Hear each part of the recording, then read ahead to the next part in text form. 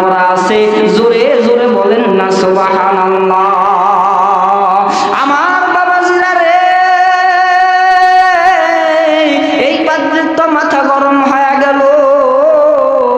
পাদ্রী মনে মনে চিন্তা করতেছি, আমি তো তৌরাত কিতাবের তাফসীর করে মানুষদেরকে শোনাবো, কিন্তু নবীর কাহিনী এখানে কোথা থেকে আসলো, নবীর ঘটনা এখানে কোথা থেকে আসলো? এই পাদ্রীটা রাগান্বিত হইয়া বাজান এই ৮ পৃষ্ঠাকে ছিঁড়ে ছিঁড়ে তিনি ফালাইয়া দিছেন। এইবার তৌরাত কিতাব থেকে ৮ পৃষ্ঠাকে ফালানোর পর মানুষদেরকে ডাক দিয়ে বলতেছে, মানুষেরা শোনো, তোমাদেরকে আমি আজকে তাফসীর শুনাইতে পারবো না, তোমাদেরকে আমি আগামী সপ্তাহে যদি বাঁচিয়া থাকি তোমাদেরকে তাওরাত কিতাবের তাফসীর শোনাবো। আমার বাপ ভাই বন্ধুগণ, কথাগুলো দিলের কান দিয়া শুনবেন। এইবার পাদ্রী সামনের সপ্তাহে তাওরাতটা লইয়া